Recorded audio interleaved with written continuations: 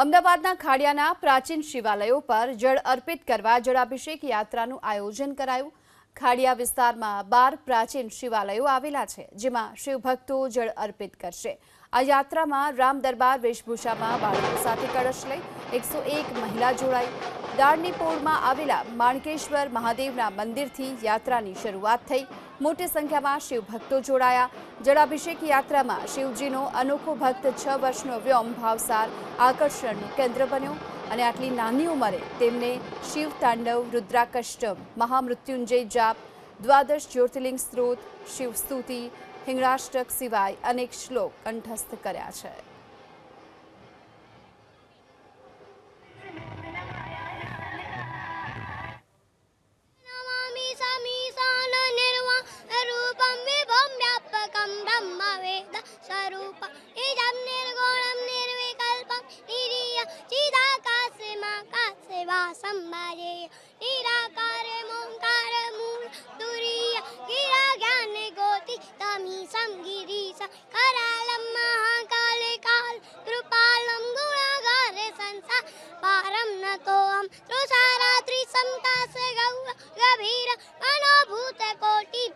श्री शरीर उरन मौली कल्लोली नीचा गंगा रसत बाले बालेन्दु कंठे भुजंग चलत कुंडलम रोसु नेत्र विशाल प्रसन्नाननं नीलकंठं दयाल मृगाधीश चर्मामरं मालं प्रियं शंकरं सर्वनाथ भजामि प्रचंडं प्रकृष्टं प्रगल्भं परेश अखंडं अजं भानुकोटि प्रकाश जयशूल निर्मूल शूलपाणि अजेहं भवानी पतिम्बा सम्यक् कलातीत कल्याण कल्पान्तिकारी सदा सज्जनानंद दाता पुरारी चिदानंद संद अमोह बहारी प्रसीद प्रसीद प्रभो मन्मथारी दयावतु मन पादार विंदम जंती हलोके करे नराण नतावत् सुखं शांति संता नासं प्रसीद प्रभो सर्वभूत निवास न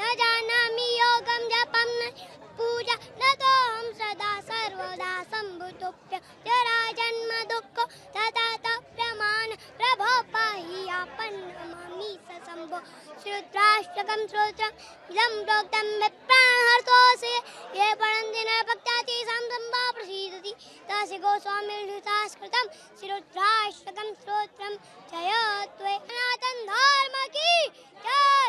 अधर्म का नाश हो, प्राणियों में सद्भाव हो, विश्व का कल्याण हो, हमारा भारत हिंदू राष्ट्र हो। मेरे साथ फिर से बोलिए, हमारा भारत हिंदू राष्ट्र हो। छो ભગવાનની કૃપાથી ભગવાનની કૃપાથી કેટલી વાર યાદ કરવું પડે છે? કઈ કઈ વસ્તુઓ આવડે છે? શ્રી રુદ્રાષ્ટકમ, શ્રી તાંડવ, હનુમાન ચાલીસા, હિંગળાષ્ટક। અચ્છા, કેટલા વર્ષથી તું આ બોલે છે? 3 વર્ષથી। એટલે તું 3 વર્ષનો તો ક્યારથી કંઠસ્થ કર્યું છે? બધું જ યાદ રહેશે? પ્રતિવર્ષ આ યાત્રા અમે યોજીએ છીએ। ખાડિયાના જે પ્રાચીન શિવાલયો છે જેનું ખૂબ જ મહાત્મ્ય છે, એવા અમે 15 થી 20 શિવાલયોનું ભગવાનને જળાભિષેક કરીએ છીએ શ્રાવણ મહિનામાં દર વર્ષે। અને આ બધા મહાદેવો જે છે એકથી એક એની એક ખૂબ માન્યતા છે। મહાદેવ જે છે આ બધા અમારા શિવાલયો એ પ્રાચીન છે। એક શિવાલય તો એવું છે કે ભગવાન રામ જ્યારે વનવાસ નીકળ્યા ત્યારે સાબરમતીના તટે એની સ્થાપના કરી હતી। એવા અનેક શિવાલય છે। ખાડિયામાં એક શિવાલય એવું છે કે જેની પૂર્ણ પ્રદક્ષિણા થાય છે।